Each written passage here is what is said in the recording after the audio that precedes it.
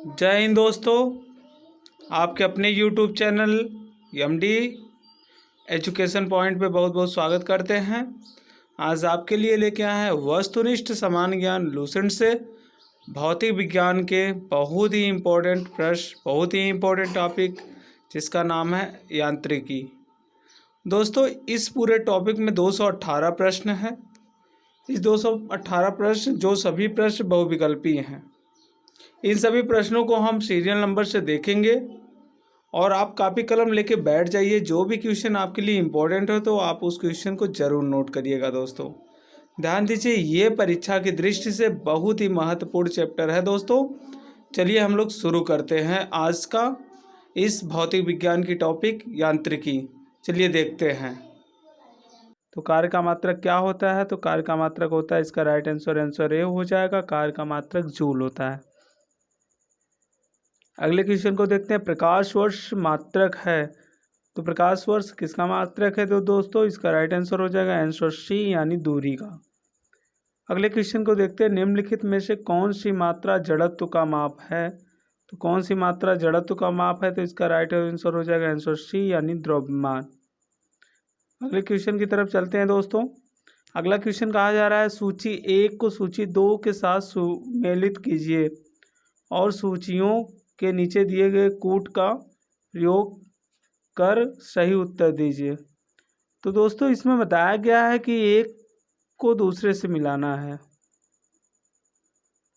तो इसका right answer क्या होगा? इसका राइट आंसर हो जाएगा आंसर सी, यानी उच्च वेग का सूची में। दूसरे में मैक हो जाएगा, तरंग दैर्घ्य का एंगस्ट्रॉन हो जाएगा, दाब का हो जाएगा पास्कल और ऊर्जा का जूल। बिल्कुल सीधे सीधे इन लोग को मिलान कर देना है। दोस्तों अगले क्वेश्चन की तरफ चलते हैं। अगला क्वेश्चन कहा जा रहा है, सुमेलित कीजिए। सुमेलित करना है दोस्तों जूल का। जूल किस में जाएगा? तो इसका राइट आंसर हो जाएगा आंसर, यानी जूल का मात्रक जो होता है कार्य का मात्रक जो होता है जूल होता है। अगला है एम्पियर। एम्पियर का क्या हो जाएगा? एम्पियर धारा का हो जाता है। दोस्तों अगला क्वेश्चन, वाट। वाट क्या हो जाएगा? वाट यानी सामर्थ्य का, सॉरी वाट किसका हो जाएगा? सामर्थ्य का। वोल्ट किसका होगा दोस्तों? तो वोल्ट का हो जाएगा आपका विभवांतर और कैलोरी का होगा ऊष्मा, यानी इसका राइट आंसर ए होगा। आगे अगला क्वेश्चन देखते हैं। दोस्तों अगला क्वेश्चन है, सूची 1 को सूची 2 के साथ सुमेलित कीजिए। तो इसका राइट आंसर है आंसर डी, यानी पहले का जाएगा चौथे से, यानी त्वरण का जाएगा मीटर प्रति सेकंड स्क्वायर से। और बल का किससे जाएगा दोस्तों? बल का जाएगा न्यूटन से। कित कार्य का किससे जाएगा दोस्तों? तो इसका जूल से जाएगा, यानी कार्य का मात्रक जूल। आवेग का किससे जाएगा? तो न्यूटन सेकंड से जाएगा। अगला क्वेश्चन देखते हैं। दोस्तों अगला है, निम्नलिखित में से समय का मात्रक नहीं है, यानी समय का मात्रक कौन नहीं है? तो प्रकाश वर्ष।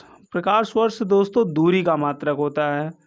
जैसे अधिवर्ष ये समय का हो गया, चंद्रमास ये समय का हो गया, लेकिन प्रकाश वर्ष दूरी का होता है। अगला क्वेश्चन है, पार्शिक इकाई है, यानी पार्शिक किसकी इकाई है? तो दूरी की इकाई है पार्शिक। अगले क्वेश्चन की तरफ बढ़ते हैं। दोस्तों ध्यान से इस क्वेश्चन को आप पूरा देखिएगा। जितने भी इम्पोर्टेंट क्वेश्चन आपको लग रहे हैं आप उसको नोट कर लीजिएगा। चलिए अगला क्वेश्चन देखते हैं। निम्नलिखित में से कौन सा सुमेलित नहीं है? तो इसका राइट आंसर क्या हो जाएगा? तो इसका राइट आंसर होगा आंसर डी, यानी सेल्सियस का ऊष्मा की इकाई। ये आपका मिलान नहीं करता है और बाकी जितने भी है सब मिलान करते हैं। अगला क्वेश्चन, ल्यूमेन किसका मात्रक है? ल्यूमेन किसका मात्रक है? तो इसका राइट आंसर हो जाएगा आंसर बी, यानी ज्योति फ्लक्स का। अगला है, क्यूरी किसकी इकाई है? इकाई का नाम है, तो क्यूरी रेडियो एक्टिव धर्मिता का इकाई है। दोस्तों अगला क्वेश्चन देखते हैं, दाब का मात्रक। तो दाब का मात्रक क्या होता है? तो इसका राइट आंसर हो जाएगा आंसर ए, यानी पास्कल। अगले क्वेश्चन की तरफ बढ़ते हैं। अगला क्वेश्चन है, कैंडेला मात्रक है। तो कैंडेला किसका मात्रक है? तो ज्योति तीव्रता का। अगला क्वेश्चन दोस्तों 14 नंबर क्वेश्चन को देखते हैं, जूल निम्नलिखित में जूल निम्नलिखित की इकाई है। तो जूल किसकी इकाई है दोस्तों? तो ऊर्जा की इकाई जूल है। अगला क्वेश्चन नंबर 15, मात्रकों की अंतर्राष्ट्रीय पद्धति कब लागू हुई? तो मात्रकों की अंतर्राष्ट्रीय पद्धति 1971 में लागू हुई दोस्तों। अगला क्वेश्चन है, खाद्य ऊर्जा को हम किस इकाई से माप सकते हैं? खाद्य ऊर्जा को हम किस इकाई से माप सकते हैं? तो इसका राइट आंसर हो जाएगा आंसर ए यानी कैलोरी से। अगला क्वेश्चन देखते हैं, विद्युत मात्रा की इकाई है। तो विद्युत मात्रा की इकाई क्या है? तो इसका राइट आंसर हो जाएगा आंसर ए यानी एम्पियर। अगला क्वेश्चन नंबर 18, एसआई पद्धति में लेंस की शक्ति की इकाई क्या है? एसआई पद्धति में लेंस की शक्ति की इकाई क्या है? तो इसका राइट आंसर क्या हो जाएगा दोस्तों? इसका राइट आंसर हो जाएगा आंसर बी यानी डायोप्टर। अगला क्वेश्चन, डेसिबल किसे नापने के लिए प्रयोग किया जाता है? तो डेसिबल क्या नापने के लिए प्रयोग किया जाता है दोस्तों? तो इसका राइट आंसर हो जाएगा आंसर सी यानी वातावरण में ध्वनि। यानी डेसिबल किसका प्रयोग किया जाता है? वातावरण में ध्वनि को नापने के लिए। अगला क्वेश्चन है दोस्तों, एम्पियर क्या नापने की इकाई है? तो एम्पियर क्या क्या नापने की इकाई है? तो इसका राइट आंसर हो जाएगा करंट।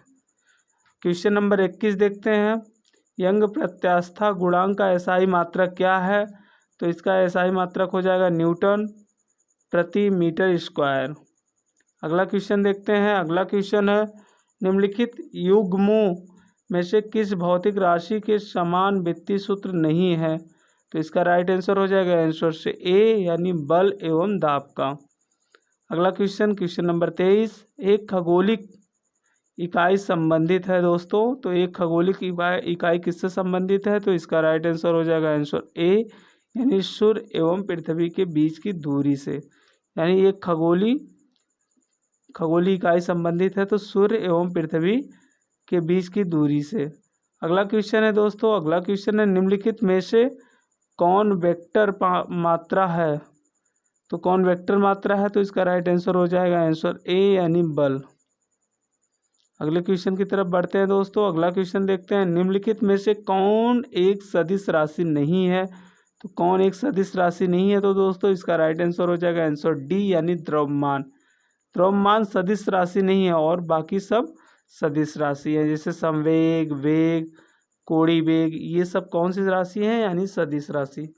अगला क्वेश्चन है, अदिश राशि है। तो अदिश राशि कौन सी है? ऊर्जा अदिश राशि है और बाकी सभी सदिश राशि है, यानी बल, आघूर्ण, संवेग, ये सब सदिश राशि है। अगला है, निम्नलिखित में से कौन एक सदिश राशि है? तो कौन एक सदिश राशि है दोस्तों? तो संवेग एक सदिश राशि है और बाकी सभी अदिश राशि है। अदिश राशि में जैसे दाब हुआ, ऊर्जा हुआ, कार्य हुआ, ये सब अदिश राशि हैं। अगला क्वेश्चन देखते हैं, निम्नलिखित में से कौन सी राशि सदिश नहीं है? तो कौन सी राशि सदिश नहीं है? तो इसका राइट आंसर हो जाएगा आंसर डी यानी आयतन। और बाकी विस्थापन, वेग, बल, ये सब सदिश राशि है। निम्नलिखित में सदिश राशि हैं, तो सदिश राशि कौन सी है दोस्तों? वेग, यानी द्रव्यमान हुआ, समय हुआ, लंबाई हुआ, ये सब अदिश राशि, ये सब अदिश राशि हैं और वेग जो है वो सदिश राशि है दोस्तों। अगले क्वेश्चन की तरफ बढ़ते हैं। अगला क्वेश्चन देखते हैं, निम्नलिखित में से कौन सा एक व्युत्पन्न परिमाण नहीं है? तो इसका राइट आंसर हो जाएगा आंसर बी यानी द्रव्यमान। अगला क्वेश्चन दोस्तों, त्वरण ज्ञात करने का सही सूत्र, त्वरण ज्ञात करने का सही सूत्र है आपका, इसका राइट आंसर हो जाएगा आंसर ए यानी ए बराबर हो जाएगा दोस्तों v माइनस यू बटे टी।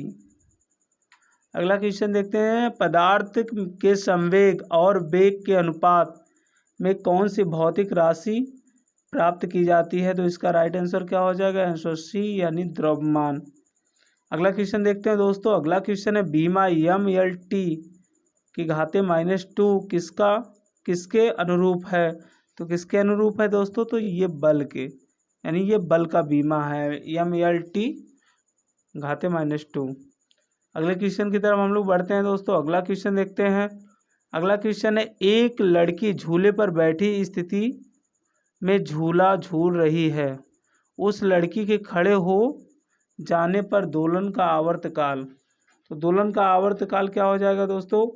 कोई लड़की है, झूले पे झूल रही है, एकाएक वो झूले पे खड़ी हो जाए तो दोलनों का आवर्त क्या हो जाएगा? तो इसका राइट आंसर क्या हो जाएगा दोस्तों? तो इसका राइट आंसर हो जाएगा आंसर ए, यानी कम हो जाएगा। यानी झूले की गति क्या हो जाएगी? कम हो जाएगी। अगला क्वेश्चन है, घूर्णन करती एक गोल मेज पर अचानक एक लड़का आकर बैठ जाता है। मेज के कोड़ी बेग पर क्या प्रभाव पड़ेगा? तो इसका राइट आंसर क्या हो जाएगा? यानी घूमती हुई मेज पे एकाएक कोई बालक आके बैठ जाता है तो उसके कोड़ी बेग में क्या प्रभाव पड़ेगा? तो इसका राइट आंसर क्या हो जाएगा दोस्तों? तो इसका राइट आंसर हो जाएगा आंसर ए, यानी कम हो जाएगी। यानी उसका जो प्रवाह है, जो गति है, वो कम हो जाएगी। यदि किसी चलती हुई वस्तु के वेग को दुगना कर दिया जाए तो उसकी यानी कोई चलती हुई वस्तु है, अगर उसके वेग को दुगना कर दिया जाए तो उसमें क्या परिवर्तन होगा? तो इसका राइट आंसर क्या हो जाएगा दोस्तों? इसका राइट आंसर हो जाएगा आंसर सी, यानी गति ऊर्जा 4 गुनी हो जाएगी। अगले क्वेश्चन की तरफ चलते हैं। अगला क्वेश्चन है, किसी पिंड के द्रव्यमान तथा भार में अंतर होता है। तो इसका राइट आंसर क्या हो जाएगा? फिर से देख लीजिए, किसी पिंड के द्रव्यमान तथा भार में अंतर होता है। तो इसका राइट आंसर हो जाएगा दोस्तों, इसका राइट आंसर हो जाएगा आंसर बी, यानी द्रव्यमान स्थित रहता है जबकि भार परिवर्तनीय होता है। अगला क्वेश्चन है, किसी भी स्थिर या गतिशील वस्तु की स्थिति और दिशा में तब कोई परिवर्तन नहीं होता जब तक उस पर कोई बाह्य बल सक्रिय ना हो। तो इसका राइट आंसर क्या हो जाएगा दोस्तों? तो इसका राइट आंसर आपका हो जाएगा आंसर ए, यानी न्यूटन का गति विषयक प्रथम नियम। अगला क्वेश्चन है, किसी असंतुलित बल द्वारा किसी पिंड में उत्पन्न त्वरण। तो इसका राइट आंसर हो जाएगा आंसर बी, यानी बल के अनुक्रमानुपाती होता है। अगले क्वेश्चन की तरफ चलते हैं। अगला क्वेश्चन देखते हैं, न्यूटन की गति के तीसरे नियम के अनुसार क्रिया तथा प्रतिक्रिया से संबंध है। तो न्यूटन की गति के तीसरे नियम के अनुसार क्रिया का तथा प्रतिक्रिया में संबंध बल है, तो इसका राइट आंसर हो जाएगा आंसर सी, यानी हमेशा भिन्न भिन्न वस्तुओं पर ही लगे होने चाहिए। अगला क्वेश्चन है, प्रत्येक क्रिया के बराबर या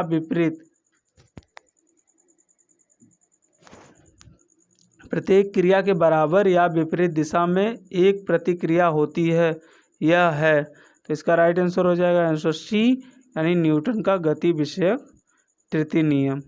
अगला क्वेश्चन है दोस्तों, जल में तैरना न्यूटन की गति के किस नियम के कारण संभव है? यानी जल में तैरना न्यूटन के किस गति के नियम के कारण संभव है? तो इसका राइट आंसर हो जाएगा आंसर सी, यानी तृतीय नियम। अगला क्वेश्चन देखते हैं दोस्तों। अगला क्वेश्चन, कोई पिंड तब तक विरामावस्था में ही बना रहेगा जब तक उस पर कोई बाह्य बल कार्य नहीं करता है, यह कथन किसका है? तो ये कथन किसका है? इसका राइट आंसर हो जाएगा आंसर ए, यानी न्यूटन का। अगला है, न्यूटन की गति के नियमों के अनुसार निम्न में कौन सा कथन सत्य है? तो इसमें से कौन सा कथन सत्य है? तो दोस्तों इसका राइट आंसर हो जाएगा आंसर ए, यानी प्रथम नियम से बल की परिभाषा ज्ञात की जाती है। अगला क्वेश्चन है, किस पिंड के उस गुणधर्म को क्या कहते हैं जिससे वह सीधी रेखा में विरामा या एक समान गति की स्थिति में किसी भी परिवर्तन का विरोध करती है? तो इसका राइट आंसर क्या हो जाएगा? आंसर बी, यानी जड़त्व का। अगले क्वेश्चन की तरफ चलते हैं दोस्तों। अगला क्वेश्चन है, न्यूटन के पहले नियम को कहते हैं। तो न्यूटन के पहले नियम को कहते हैं तो जड़त्व का नियम। इसका राइट आंसर आंसर बी हो जाएगा, यानी न्यूटन के पहले नियम को जड़त्व का नियम कहते हैं। अगला क्वेश्चन है, गाड़ी खींचता हुआ घोड़ा किस बल के कारण आगे बढ़ता है? तो इसका राइट आंसर क्या हो जाएगा? इसका राइट आंसर हो जाएगा आंसर डी, यानी पृथ्वी द्वारा घोड़े के पैरों पर आरोपित बल से। अगला क्वेश्चन है, चलती हुई बस जब अचानक ब्रेक लगाती है तो उसमें बैठे हुए यात्री आगे की दिशा में गिरते हैं, इसको किसके द्वारा समझाया जा सकता है? तो इसका राइट आंसर हो जाएगा आंसर बी, यानी न्यूटन का पहला नियम। अगले क्वेश्चन की तरफ चलते हैं दोस्तों। अगला क्वेश्चन है, रॉकेट की कार्य प्रणाली किस सिद्धांत पर आधारित है? तो रॉकेट की कार्यप्रणाली किस सिद्धांत पर आधारित है? तो इसका राइट आंसर ए यानी संवेग संरक्षण। अगला क्वेश्चन है, अश्व यदि एकाएक चलना प्रारंभ कर दे तो अश्वारोही के गिरने की आशंका का कारण, यानी इसका राइट आंसर क्या हो जाएगा दोस्तों? तो इसका राइट आंसर हो जाएगा आंसर सी यानी विश्राम जड़त्व के कारण। अगला क्वेश्चन है, क्रिकेट का खिलाड़ी तेजी से आती हुई बॉल को क्यों अपने हाथों को पीछे खींचकर पकड़ता है? तो इसका राइट आंसर हो जाएगा आंसर ए यानी बॉल विश्राम की स्थिति में आ सकती है। अगले क्वेश्चन को देखते हैं दोस्तों, बल गुणनफल है, तो बल किसका गुणनफल है? तो इसका राइट आंसर हो जाएगा आंसर बी यानी द्रव्यमान और त्वरण का। अगले क्वेश्चन को देखते हैं, जब कोई व्यक्ति चंद्रमा पर उतरता है तो उसके शरीर में उपस्थित, यानी इसका राइट आंसर हो जाएगा आंसर बी यानी भार घट जाता है तथा मात्रा अपरिवर्तित रहती है। अगला क्वेश्चन है, यदि हम भूमध्य रेखा से ध्रुवों की ओर जाए तो जी का मान, अगर हम भूमध्य रेखा से ध्रुवों की ओर जाए तो जी का मान बढ़ता है दोस्तों।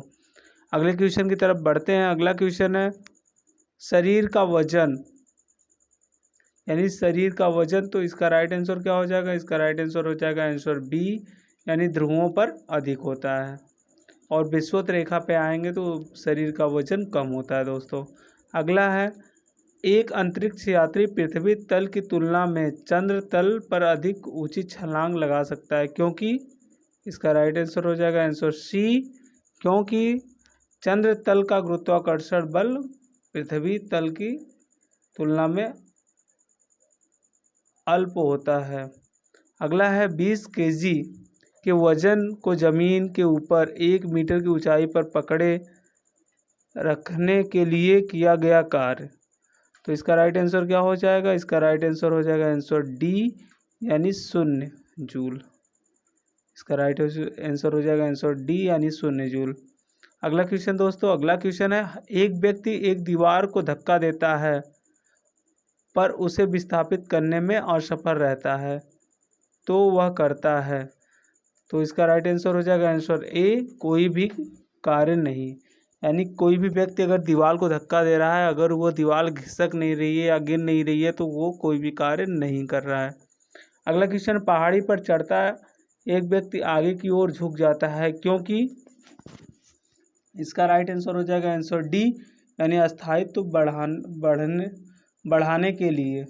अगला है, पीसा का ऐतिहासिक मीनार तिरछी होते हुए भी नहीं गिरती है क्योंकि, तो इसका राइट आंसर हो जाएगा आंसर ए क्योंकि इसके गुरुत्व केंद्र से जाने वाली ऊर्ध्वाधर रेखा आधार से होके जाती है। अगला क्वेश्चन हम लोग देखते हैं। अगला क्वेश्चन है, जाड़े की रात में अत्यधिक ठंड पड़ने पर पानी की पाइप फट जाती है क्योंकि, तो इसका राइट आंसर क्या हो जाएगा? तो इसका राइट आंसर होगा आंसर सी क्योंकि जमने के बाद पानी का आयतन बढ़ जाता है।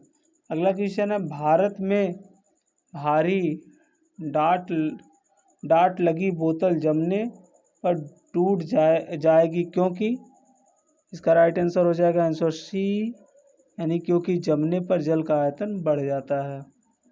अगले क्वेश्चन की तरफ चलते हैं। अगला क्वेश्चन है, एक झील में तैरने वाली इस्पात की नाव के लिए नाव का विस्थापन पानी का भार कितना है? तो इसका राइट आंसर हो जाएगा आंसर सी यानी नाव के उस भाग के भार के बराबर जो झील के पानी की सतह नीचे है। अगला है, किसी कालीन की सफाई के लिए यदि हम उसे छड़ी से पीटा जाए तो उसमें कौन सा नियम लागू होगा? तो उसमें का राइट आंसर हो जाएगा आंसर ए यानी गति का पहला नियम। अगले क्वेश्चन की तरफ चलते हैं भाइयों। अगला क्वेश्चन देखते हैं, सड़क पर चलने की अपेक्षा बर्फ पर चलना कठिन है क्योंकि, तो इसका राइट आंसर हो जाएगा आंसर डी क्योंकि बर्फ में सड़क की अपेक्षा घर्षण कम होता है। अगला क्वेश्चन दोस्तों, रोड़ी युक्त सड़क की तुलना पर बर्फ पर चलना कठिन होता है क्योंकि, इसका राइट आंसर हो जाएगा आंसर बी क्योंकि पैर पर बर्फ के मध्य घर्षण बल रोड़ी एवं पैर के मध्य घर्षण बल की तुलना में कम होता है। अगले क्वेश्चन की तरफ चलते हैं। अगला क्वेश्चन है, लकड़ी की सिलेंडराकार पात्र को खींचने की जगह लुढ़काना आसान होता है क्योंकि, तो इसका राइट आंसर हो जाएगा आंसर बी, क्योंकि लुढ़कन अवस्था पर घर्षण बल फिसलन अवस्था की घर्षण बल की तुलना में बहुत कम होता है। अगला क्वेश्चन है, एक नदी में चलता हुआ जहाज समुद्र में आता है तब जहाज का स्तर यानी थोड़ा ऊपर आ जाएगा। यानी फिर से देख लीजिए इस क्वेश्चन को दोस्तों, एक नदी में चलता हुआ जहाज समुद्र में आता है तब जहाज का स्तर थोड़ा ऊपर आएगा। अगले क्वेश्चन की तरफ। अगला क्वेश्चन है, लोहे की कील पारे में क्यों तैरती है जबकि वह पानी में डूब जाती है? तो इसका राइट आंसर हो जाएगा आंसर सी, यानी लोहे का घनत्व पानी से अधिक तथा पारे से कम। अगला क्वेश्चन दोस्तों, अगला क्वेश्चन है, जब एक ठोस पिंड को पानी में डुबोया जाता है तो उसके भार का ह्रास होता है। तो इसका राइट आंसर हो जाएगा आंसर ए, यानी विस्थापित पानी के भार के बराबर। अगला क्वेश्चन है, बर्फ पानी में तैरती है परंतु अल्कोहल में डूब जाती है क्योंकि, तो इसका राइट आंसर हो जाएगा आंसर डी, क्योंकि बर्फ पानी से हल्की होती है जबकि अल्कोहल से भारी होती है। अगले क्वेश्चन की तरफ चलते हैं। अगला क्वेश्चन देखते हैं दोस्तों, स्टील की गोली पारे में तैरती है क्योंकि, ध्यान दीजिए स्टील की गोली पारे में तैरती है क्योंकि, तो इसका राइट आंसर हो जाएगा आंसर बी, यानी पारे का घनत्व तो स्टील की अपेक्षा अधिक होता है। अगला क्वेश्चन है, जब कोई नाव नदी से समुद्र में प्रवेश करती है तो इसका राइट आंसर हो जाएगा आंसर ए, यानी थोड़ी ऊपर की ओर उड़ जाती है। अगला क्वेश्चन, पानी का घनत्व तो अधिकतम होता है, तो इसका राइट आंसर हो जाएगा आंसर ए, यानी 4 डिग्री सेल्सियस। अगले क्वेश्चन की तरफ बढ़ते हैं दोस्तों। अगला क्वेश्चन है, वस्तु की मात्रा बदलने पर अपरिवर्तित रहेगा, तो क्या अपरिवर्तित रहेगा? तो इसका राइट आंसर हो जाएगा आंसर डी, यानी घनत्व। अगला क्वेश्चन है, तैराक को नदी के मुकाबले समुद्री पानी में तैरना आसान क्यों लगता है? तो इसका राइट आंसर हो जाएगा आंसर सी, यानी समुद्री पानी का घनत्व तो साधारण पानी से ज़्यादा होता है। अगला क्वेश्चन दोस्तों, अगला क्वेश्चन है, वायुमंडल में बादलों के तैरने का कारण, तो वायुमंडल में बादल किस कारण से तैरते हैं? तो इसका राइट आंसर हो जाएगा आंसर डी, यानी घनत्व के कारण। अगला क्वेश्चन, समुद्र में पलवन करते आइसबर्ग का कितना भाग समुद्र की सतह से ऊपर रहता है? तो इसका राइट आंसर हो जाएगा आंसर ए, यानी 1/9 भाग। अगले क्वेश्चन की तरफ चलते हैं।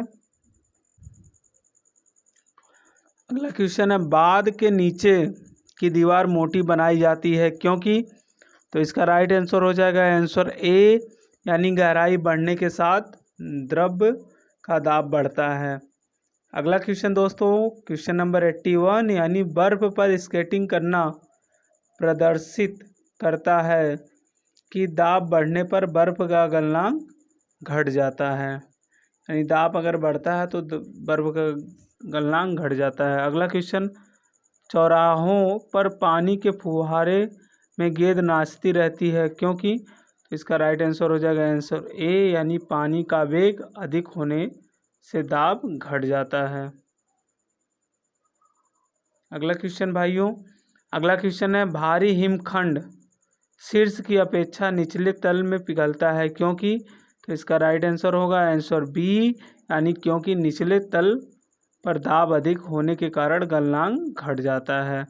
अगला क्वेश्चन, दलदल में फंसे व्यक्ति को लेट जाने की सलाह दी जाती है क्योंकि, तो इसका राइट आंसर हो जाएगा आंसर ए, क्योंकि क्षेत्रफल अधिक होने से दाब कम हो जाता है।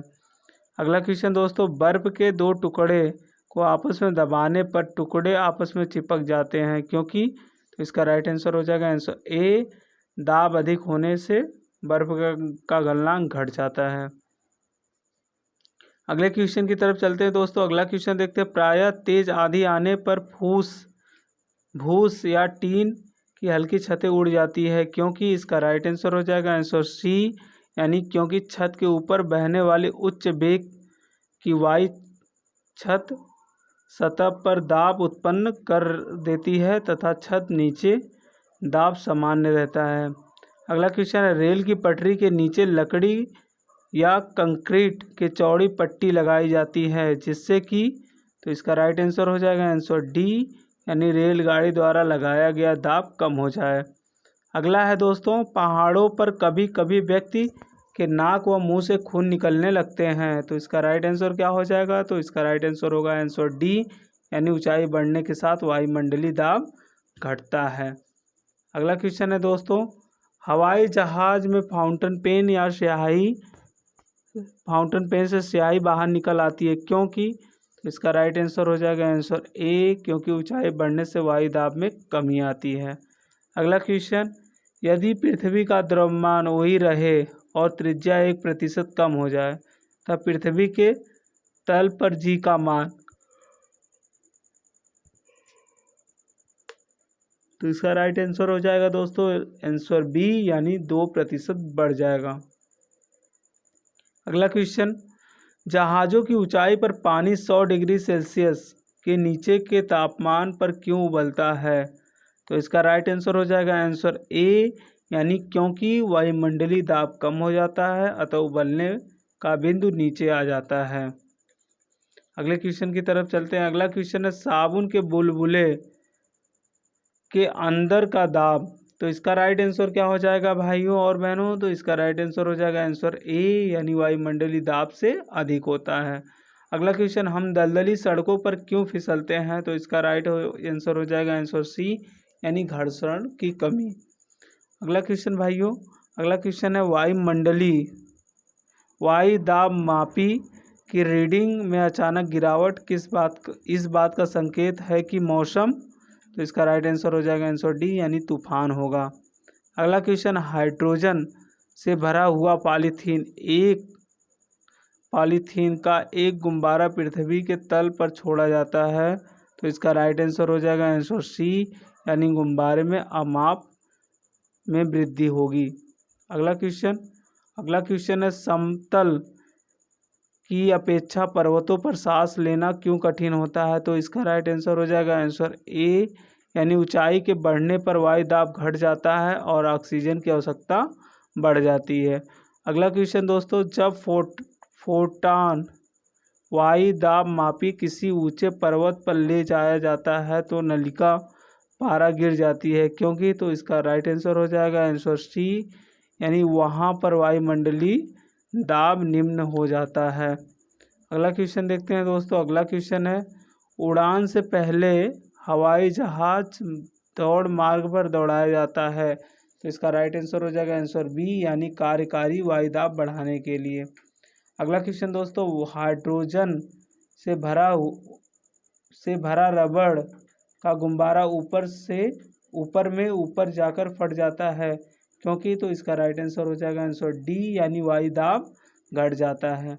अगला क्वेश्चन है, प्रेशर कुकर में खाना कम समय में पकता है क्योंकि, तो इसका राइट आंसर हो जाएगा आंसर सी, यानी अधिक दाब के कारण उबलता पानी का ताप बढ़ जाता है।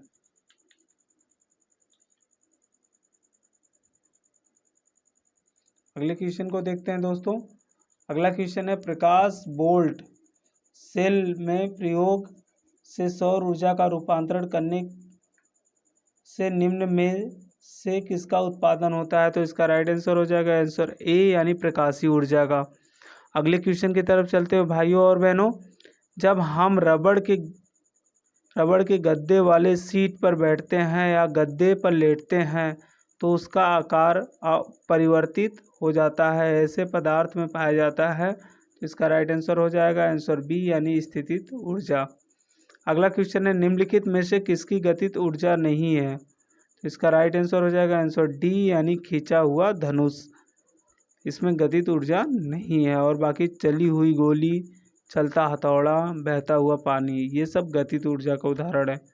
अगला क्वेश्चन है, जब एक चल वस्तु की गति दुगनी हो जाती है तो उसकी गति ऊर्जा, तो इसका राइट आंसर क्या हो जाएगा दोस्तों, इसका राइट आंसर आपका हो जाएगा आंसर बी, यानी चौगुनी हो जाएगी। यानी जब एक गति ऊर्जा, फिर से देख लीजिए, जब एक चल वस्तु की गति दुगनी हो जाती है तो उसकी गति ऊर्जा तो यानी इसका राइट आंसर आंसर बी यानी 4 गुनी हो जाएगी।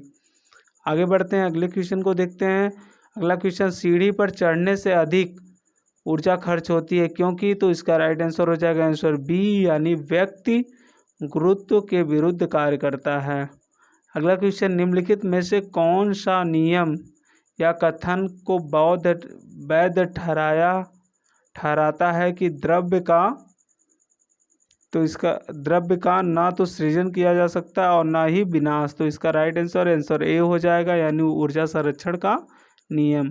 अगला क्वेश्चन है दोस्तों, स्वचालित वाहनों में द्रव चलित ब्रेकों का इस्तेमाल वस्तुतः किस नियम का सीधा अनुप्रयोग है। तो इसका राइट आंसर हो जाएगा आंसर ए यानी पास्कल का नियम।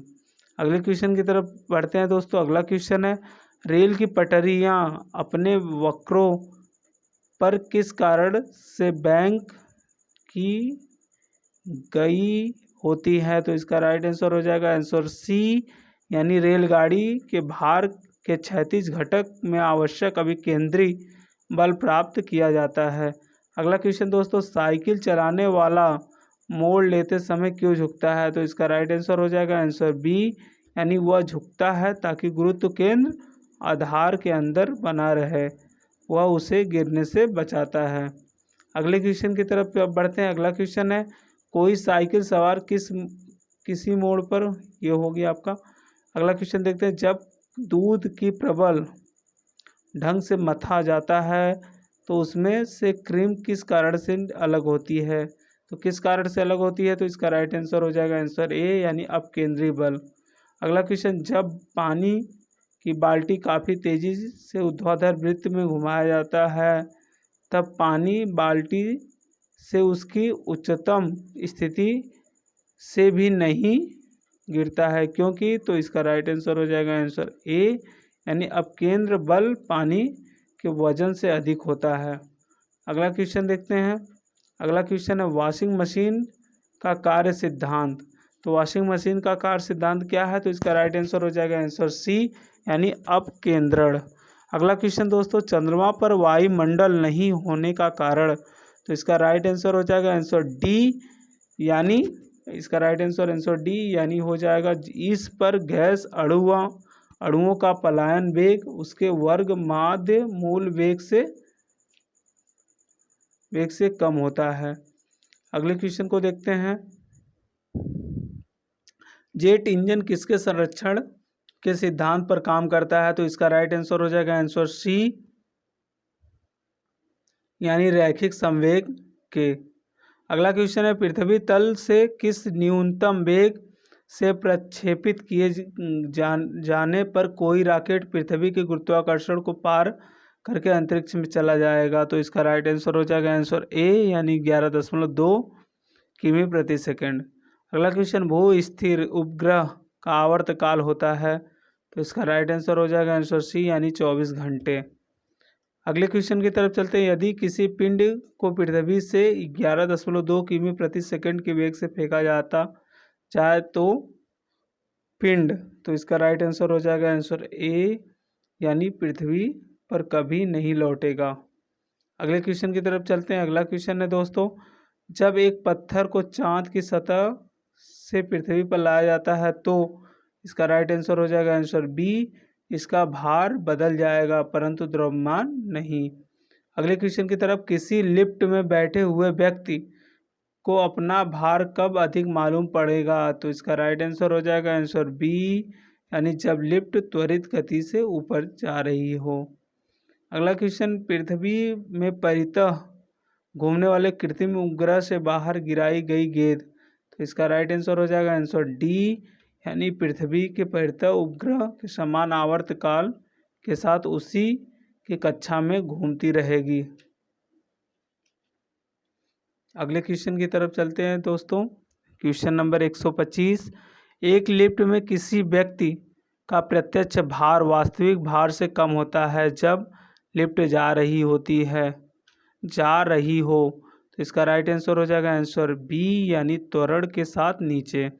अगला क्वेश्चन है, किसी तुल्यकारी उपग्रह की पृथ्वी की सतह से ऊंचाई लगभग कितनी होती है, तो इसका राइट आंसर हो जाएगा आंसर ए यानी 36,000 किमी। अगला, टेनिस की गेंद मैदान की अपेक्षा किसी पहाड़ी पर अधिक ऊंची उछलती है क्योंकि, तो इसका राइट आंसर हो जाएगा आंसर सी यानी पर्वतों पर पृथ्वी का गुरुत्वीय त्वरण कम हो जाता है। अगले क्वेश्चन की तरफ चलते हैं। अगला क्वेश्चन है, यदि पृथ्वी के का गुरुत्वाकर्षण बल अचानक लुप्त हो जाए तो निम्नलिखित में से कौन सा परिणाम सही होगा? तो इसका राइट आंसर हो जाएगा आंसर ए यानी पृथ्वी वस्तु का भार शून्य हो जाएगा परंतु द्रव्यमान वही रहेगा। अगला क्वेश्चन है, पृथ्वी से के गुरुत्वाकर्षण का कितना भाग चंद्रमा के गुरुत्वाकर्षण के सबसे नज़दीक है? तो ये आपका राइट आंसर हो जाएगा आंसर सी यानी 1/6। अगले क्वेश्चन की तरफ चलते हैं। लोलक का आवर्तकाल, तो इसका राइट आंसर हो जाएगा आंसर बी यानी लंबाई के ऊपर निर्भर करता है, यानी लोलक का आवर्तकाल लंबाई के ऊपर निर्भर करता है।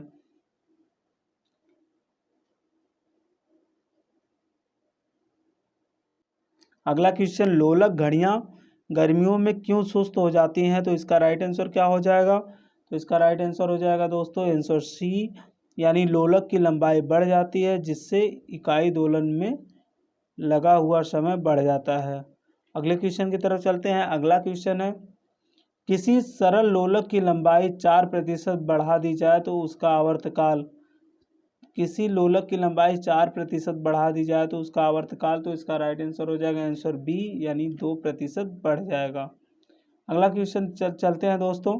यदि लोलक की लंबाई 4 गुणी कर दी जाए तो लोलक के झूलने का समय, तो इसका राइट आंसर क्या हो जाएगा? तो इसका राइट आंसर हो जाएगा आंसर बी यानी दुगुना होता है।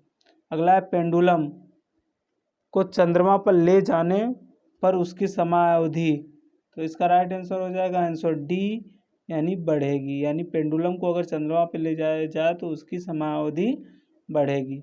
अगले क्वेश्चन को देखते हैं। अगला क्वेश्चन, एक कण का द्रव्यमान यम तथा संवेग पी है, इसकी गति ऊर्जा होगी, तो इसका राइट आंसर क्या हो जाएगा दोस्तों? तो इसका राइट आंसर हो जाएगा आंसर डी यानी p²/2m।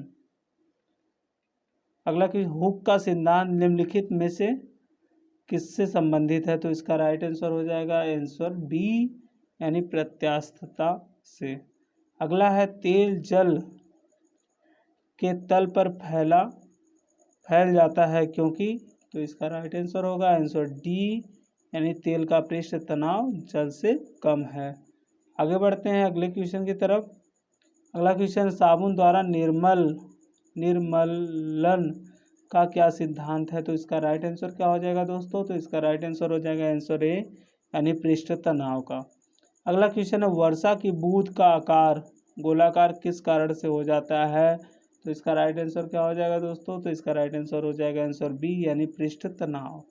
अगला, एक द्रव्य बूंद की प्रकृति गोल आकार लेने की होती है जिसका कारण है, तो इसका राइट आंसर क्या हो जाएगा दोस्तों? इसका राइट आंसर हो जाएगा आंसर ए यानी पृष्ठ तनाव। अगला क्वेश्चन है, स्थिर पानी में मिट्टी का तेल डालने पर मच्छर कम हो जाते हैं क्योंकि, तो इसका राइट आंसर हो जाएगा आंसर सी यानी लार्वा में सांस में बाधा डालता है, लार्वा के सांस में बाधा डालता है। अगला क्वेश्चन है, पानी से निकालने पर शेविंग ब्रश के बाल आपस में चिपक जाते हैं, इसका कारण क्या है? तो इसका राइट आंसर हो जाएगा आंसर आपका ए यानी पृष्ठ तनाव। अगला क्वेश्चन है, स्थिर गति से जा रही खुली कार में बैठे एक बालक गेंद को हवा में सीधे ऊपर फेंकता है, गेंद गिरती है, तो इसका राइट आंसर क्या हो जाएगा? तो इसका राइट आंसर हो जाएगा आंसर सी यानी उसके हाथ में। आगे चलते हैं अगले क्वेश्चन की तरफ। एक व्यक्ति पूर्णतः चिकने बर्फ के क्षैतिज समतल के मध्य विराम स्थिति में है, न्यूटन के किन नियम का उपयोग करके वह अपने आप को तट पर ला सकता है? तो इसका राइट आंसर क्या हो जाएगा? इसका राइट आंसर हो जाएगा आंसर सी यानी तीसरे नियम का, न्यूटन के तीसरे नियम का प्रयोग करेगा। अगला, कपूर के छोटे छोटे टुकड़े जल की सतह पर क्यों नाचते हैं? तो इसका राइट आंसर हो जाएगा आंसर ए यानी पृष्ठ तनाव के कारण। अगला क्वेश्चन दोस्तों, जब शुद्ध जल में डिटर्जेंट डाला जाता है तो पृष्ठ तनाव, तो इसका राइट आंसर क्या होगा दोस्तों? तो इसका राइट आंसर हो जाएगा आंसर बी यानी घट जाता है। अगला क्वेश्चन देखते हैं, साबुन को जल में घोलने पर पृष्ठ तनाव, साबुन को जल में घोलने पर पृष्ठ तनाव में क्या होता है दोस्तों? तो इसका राइट आंसर हो जाएगा आंसर ए यानी घट जाता है। अगला क्वेश्चन, शवातक कमरे की छत के निकट लगाए जाते हैं क्योंकि, तो इसका राइट आंसर हो जाएगा आंसर ए यानी सांस में छोड़ी हुई गर्म हवा ऊपर उठती है और बाहर चली जाती है। अगला क्वेश्चन है, अंतरिक्ष यात्री अंतरिक्ष में सीधे खड़े नहीं रह सकते हैं क्योंकि, तो इसका राइट आंसर हो जाएगा दोस्तों, इसका राइट आंसर हो जाएगा आंसर ए यानी गुरुत्व तो नहीं होता। अगला, यदि केश नली का व्यास दुगना कर दिया जाए तो उसमें चढ़ने वाले जल सतह की ऊंचाई, तो इसका राइट आंसर हो जाएगा आंसर बी यानी आधी रह जाती है। अगला क्वेश्चन, सैन्यता की इकाई, तो इसका राइट आंसर क्या हो जाएगा? तो इसका राइट आंसर दोस्तों हो जाएगा आंसर ए यानी वाइज। आगे चलते हैं अगले क्वेश्चन की तरफ, जब दो भिन्न भिन्न व्यास के केश नली को किसी द्रव में ऊर्ध्वाधर डुबोया जाता है, डुबोने पर चढ़े द्रव की ऊंचाई, तो इसका राइट आंसर क्या हो जाएगा दोस्तों? तो इसका राइट आंसर हो जाएगा आंसर सी यानी कम व्यास वाली केश नली में अधिक होगी। अगला है, लैंप की बत्ती में तेल किसके कारण ऊपर उठता है? तो इसका राइट आंसर हो जाएगा आंसर बी यानी केशिकी घटना। अगला है, पानी के में लोहे की सुई डूब जाती है लेकिन जहाज तैरता रहता है, यह किस सिद्धांत पर आधारित है? तो इसका राइट आंसर हो जाएगा दोस्तों आंसर बी यानी आर्किमिडीज का सिद्धांत। अगले क्वेश्चन की तरफ बढ़ते हैं। अगला क्वेश्चन देखते हैं, आर्किमिडीज का नियम निम्नलिखित में से किससे संबंधित है? तो इसका राइट आंसर हो जाएगा दोस्तों, इसका राइट आंसर आपका हो जाएगा आंसर ए यानी पलवन का नियम। अगला है, जब कोई वस्तु किसी द्रव्य में पूर्णतः या आंशिक रूप से डुबोई जाती है तो उसके भार में कुछ कमी प्रतीत होती है तथा उसके भार में आभासी कमी उसे वस्तु के द्वारा हटाए गए द्रव्य के भार के बराबर होती है, यह सिद्धांत है। तो यह सिद्धांत किसका है? तो इसका राइट आंसर हो जाएगा आपका आंसर बी यानी आर्किमिडीज का सिद्धांत। अगला क्वेश्चन है, उत्प्लावन से संबंधित वैज्ञानिक है, तो इसका राइट आंसर हो जाएगा आपका आंसर ए यानी आर्किमिडीज। अगले क्वेश्चन की तरफ चलते हैं दोस्तों। अगला क्वेश्चन, द्रव में आंशिक या पूर्णतः डूबी हुई किसी ठोस द्वारा प्राप्त उछाल की मात्रा निर्भर करती है, तो इसका राइट आंसर हो जाएगा दोस्तों, इसका राइट आंसर हो जाएगा आंसर ए यानी ठोस द्वारा हटाए गए द्रव्य की मात्रा पर। अगले क्वेश्चन की तरफ चलते हैं। क्वेश्चन नंबर 160, जब पृष्ठ पर लोहे के टुकड़े के ना तैरने का कारण, जल के पृष्ठ पर लोहे के टुकड़े को ना तैरने का कारण, तो इसका राइट आंसर हो जाएगा, इसका राइट आंसर हो जाएगा आपका आंसर ए यानी लोहे, आंसर ए यानी लोहे द्वारा विस्थापित जल का भार लोहे के भार से कम होता है। अगले क्वेश्चन की तरफ चलते हैं। कोई भी नाव डूब जाएगी यदि वह पानी हटाती है अपने, तो इसका राइट आंसर हो जाएगा आंसर ए यानी आयतन के बराबर। अगला क्वेश्चन है, महान वैज्ञानिक आर्किमिडीज किस देश से संबंधित है? तो इसका राइट आंसर आपका हो जाएगा आंसर डी यानी ग्रीस से। अगला क्वेश्चन है, पानी की बूंदों का तैलीय पृष्ठ पर ना चिपकने का कारण, तो इसका राइट आंसर हो जाएगा दोस्तों, इसका राइट आंसर हो जाएगा आंसर ए यानी असंजक बल का अभाव।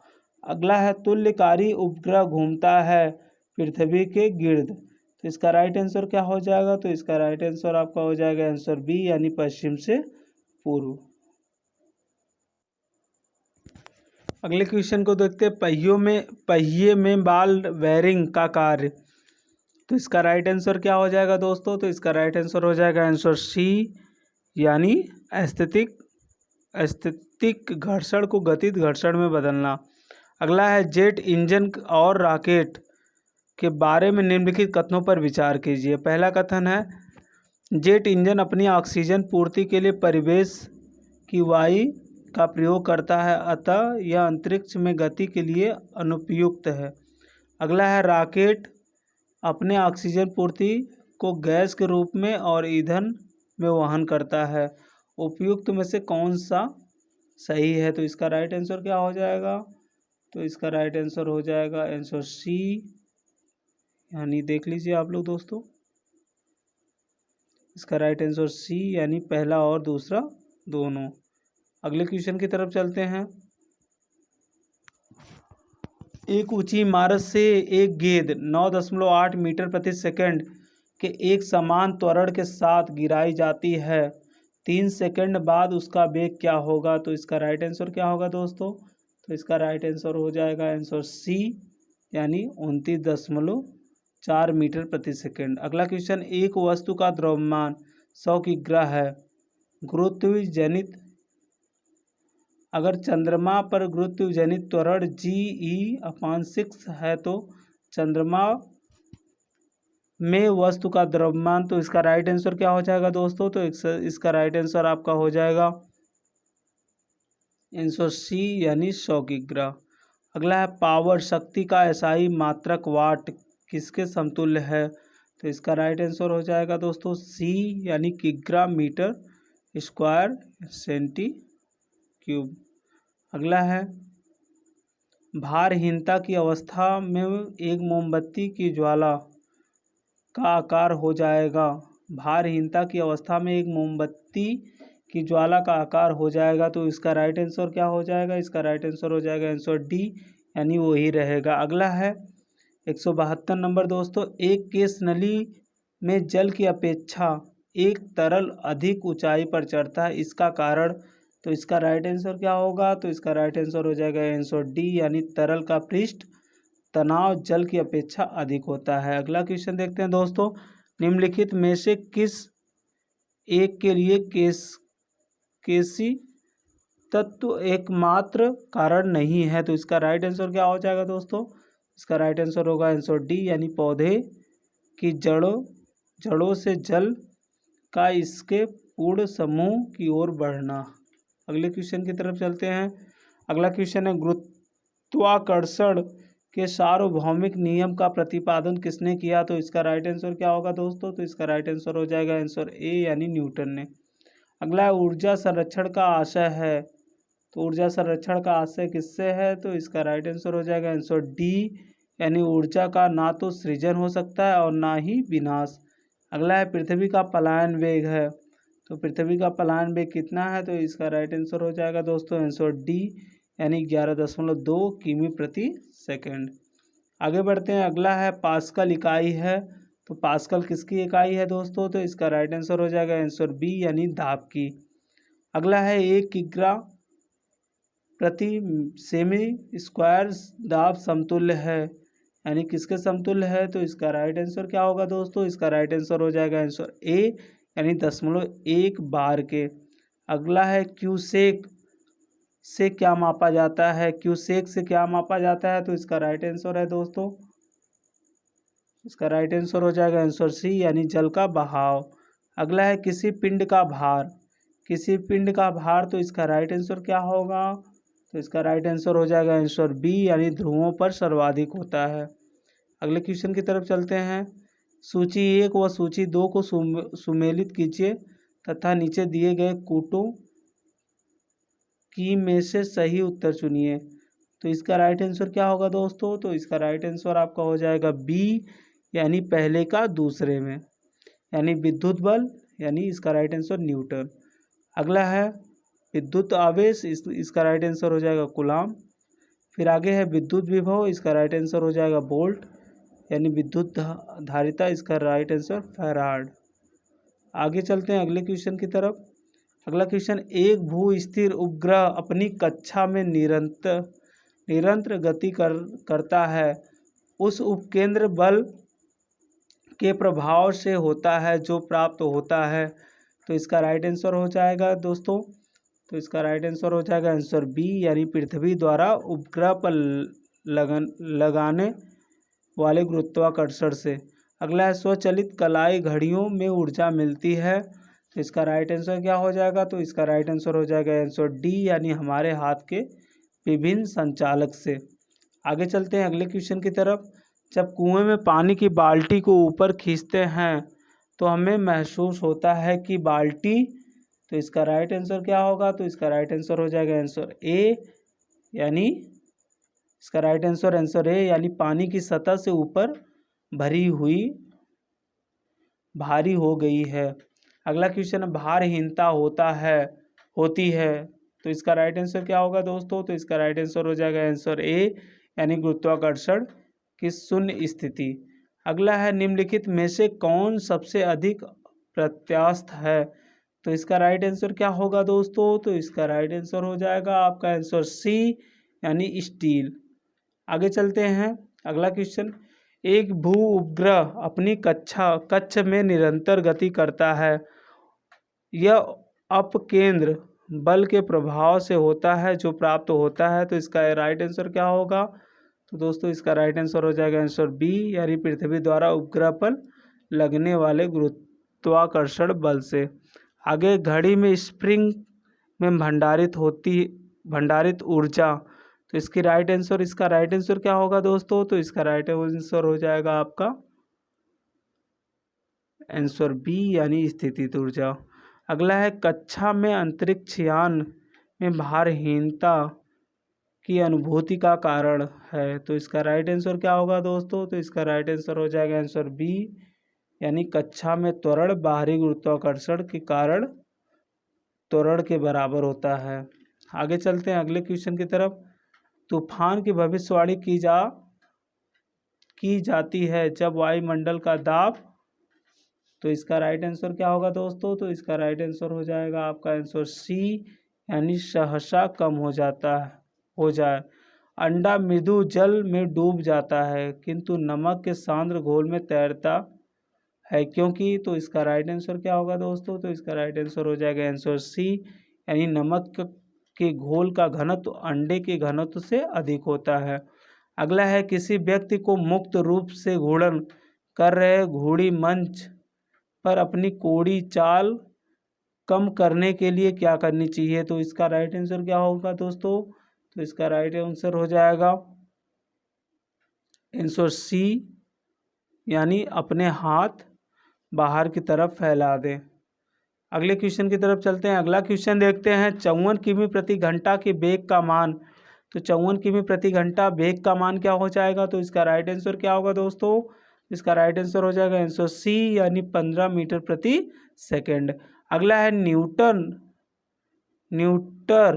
मीटर मात्रक है, तो इसका राइट आंसर क्या हो जाएगा दोस्तों, इसका राइट आंसर आंसर डी हो जाएगा, यानी ऊर्जा का। अगले क्वेश्चन की तरफ चलते हैं। निम्नलिखित में से कौन सा 1 केजी द्रव्यमान के पिंड पर कार्यशील पृथ्वी के गुरुत्व बल का सही मान है। तो इसका राइट आंसर क्या हो जाएगा दोस्तों, तो इसका राइट आंसर आंसर बी, यानी 9.8 न्यूटन। अगला है दूध से क्रीम निकाल लेने पर, यानी दूध से क्रीम निकाल लेने पर, तो इसका राइट आंसर क्या हो जाएगा दोस्तों, तो इसका राइट आंसर हो जाएगा आंसर ए, यानी दूध का घनत्व बढ़ता है। आगे चलते हैं अगले क्वेश्चन की तरफ। एक पिंड का संवेग, तो इसका राइट आंसर क्या होगा दोस्तों, तो इसका राइट आंसर हो जाएगा आंसर सी, यानी पहला और दूसरा, यानी एक सदिश राशि है, एक पृथकीकृत तंत्र में संरक्षित राशि है। अगला है धक्का सह प्रायः स्टील के बनाए जाते हैं क्योंकि, तो इसका राइट आंसर हो जाएगा आंसर सी, यानी उसकी प्रत्यास्थता अधिक होती है। अगला है चंद्रमा पर वायुमंडल नहीं है क्योंकि, इसका राइट आंसर क्या हो जाएगा भाइयों, तो इसका राइट आंसर आपका हो जाएगा आंसर डी, यानी यहाँ परमाणुओं का पलायन वेग उसके वर्गमाद मूल वेग से कम है। अगला, एक हार्स पावर कितने वाट के बराबर होता है? तो एक हार्स पावर कितने वाट के बराबर होता है? तो इसका राइट आंसर क्या हो जाएगा दोस्तों? तो इसका राइट आंसर हो जाएगा आंसर सी, यानी 746 वाट के। अगला है, एक कार की गति 36 किमी प्रति घंटा है, इसे मीटर प्रति सेकंड में व्यक्त कीजिए। तो 36 किमी प्रति घंटा है, तो इसका राइट आंसर क्या हो जाएगा? तो दोस्तों इसका राइट आंसर आंसर सी हो जाएगा, यानी 10 किमी, यानी 36 किमी प्रति घंटा है तो गुणे इसको 5/18 से हम लोग गुणा कर देंगे। 18 एक्का 18, 18 दूनी 36, यानी 5 दूनी 10 मीटर प्रति सेकंड हो जाएगा। अगले क्वेश्चन की तरफ चलते हैं। निम्नलिखित में से किसकी इकाई न्यूटन मीटर नहीं है? तो इसका राइट आंसर क्या हो जाएगा दोस्तों? तो इसका राइट आंसर हो जाएगा आंसर ए, यानी बल की। अगले क्वेश्चन की तरफ चलते हैं। भिन्न भिन्न द्रव्यमान के दो पत्थरों को एक भवन के शिखर से एक साथ गिराया जाता है, तो इसका राइट आंसर क्या होगा दोस्तों? तो इसका राइट आंसर हो जाएगा आपका आंसर सी, यानी दोनों पत्थर जमीन पर एक साथ पहुंचेंगे। अगला है, निम्नलिखित में से किस द्रव्य का द्रव्यमान सबसे कम है? तो किस द्रव्य का द्रव्यमान सबसे कम है? तो इसका राइट आंसर हो जाएगा आंसर सी, यानी पेट्रोल का। अगला है, कोणीय संवेग एवं रेखीय संवेग के अनुपात का बीमा क्या होगा? तो इसका राइट आंसर हो जाएगा दोस्तों आंसर ए। अगले क्वेश्चन की तरफ चलते हैं। बर्नौली प्रमेय आधारित है, बर्नौली प्रमेय किस पे आधारित है? तो इसका राइट आंसर हो जाएगा आंसर बी, यानी ऊर्जा संरक्षण पर। अगला है, लोहे की सुई पानी की सतह पर किस कारण तैरती है? तो इसका राइट आंसर क्या होगा भाइयों? तो इसका राइट आंसर आपका हो जाएगा आंसर बी, यानी पृष्ठ तनाव के कारण। अगला है, बाल्टिंग पेपर द्वारा स्याही के सोखने में शामिल है, तो इसका राइट आंसर क्या होगा? तो इसका राइट आंसर आपका हो जाएगा आंसर बी, यानी केशिकी अभिक्रिया परिघटना। अगला क्वेश्चन नंबर 211, क्रिया एवं अभिक्रिया, तो इसका सही उत्तर क्या हो जाएगा? तो इसका सही उत्तर होगा आपका आंसर डी, यानी सभी सही है। यानी दो भिन्न विषय पर कार्य करते हैं, समान परिणाम रखते हैं, विरुद्ध दिशाएं रखते हैं। अगले क्वेश्चन की तरफ चलते हैं। एक गेंद को क्षैतिज से कितने कोण पर फेंके कि यह अधिकतम क्षैतिज दूरी तय कर सके? तो इसका राइट आंसर होगा आंसर डी, यानी 45 डिग्री सेल्सियस। एंगस्ट्रॉम क्या मापता है? एंगस्ट्रॉम क्या मापता है? तो इसका राइट आंसर हो जाएगा आंसर बी, यानी तरंग दैर्घ्य। अगला है, निम्नलिखित में से किसने न्यूटन से पूर्व ही बता दिया था कि सभी वस्तुएं पृथ्वी की ओर गुरुत्वाकर्षित होती हैं? तो इसका राइट आंसर हो जाएगा, इसका राइट आंसर हो जाएगा भाइयों डी, यानी ब्रह्मगुप्त ने। अगला क्वेश्चन है, यदि एक पेंडुलम से दोलन करने वाली घड़ी को पृथ्वी से चंद्रमा पर ले जाया जाए तो घड़ी होगी? तो इसका राइट आंसर हो जाएगा आंसर ए, यानी सुस्त। निम्न में से कौन सा बल क्षयकारी बल है? तो इसका राइट आंसर क्या हो जाएगा? इसका राइट आंसर हो जाएगा आंसर बी, यानी घर्षण बल। अगले क्वेश्चन की तरफ चलते हैं। निम्नलिखित में से कौन सा आभासी बल है? तो कौन सा आभासी बल है? तो इसका राइट आंसर हो जाएगा दोस्तों आंसर आपका आंसर सी, यानी अपकेंद्री बल। अगला है, क्रिकेट की गेंद को किस कोण में मारा जाना चाहिए ताकि वह अधिकतम दूरी तय जा सके? तो इसका राइट आंसर हो जाएगा आपका आंसर बी, यानी 36 से 45 का कोण। दोस्तों अगली वीडियो में हम लेके आएंगे ऊष्मा, यानी भौतिक विज्ञान का जो चैप्टर रहेगा, यानी ऊष्मा। इसमें प्रश्नों की संख्या लगभग दोस्तों 173 है और इसको हम लोग ध्यानपूर्वक पढ़ेंगे। तो आप प्लीज़ अगले वीडियो को ज़रूर देखिएगा। हमारे चैनल को सब्सक्राइब कर लीजिए और बेल आइकन को ऑन कर दीजिए, जिससे अगले वीडियो का नोटिफिकेशन आप तक पहुंच सके। वीडियो पूरा देखने के लिए धन्यवाद दोस्तों। ये वीडियो बहुत ही इम्पोर्टेंट थी आपके लिए और इस वीडियो को पूरा देखने के लिए धन्यवाद। प्लीज़ दोस्तों इस चैनल को सब्सक्राइब, शेयर और लाइक ज़रूर करिए दोस्तों, और अधिक से अधिक अपना प्यार हम तक पहुंचाइए दोस्तों। अगले टॉपिक में हम लेके आएंगे, अगला जो टॉपिक रहेगा वो उष्मा से संबंधित रहेगा। उसमें लगभग 173 क्वेश्चन है दोस्तों, उसको भी आप ध्यानपूर्वक ज़रूर देखिएगा।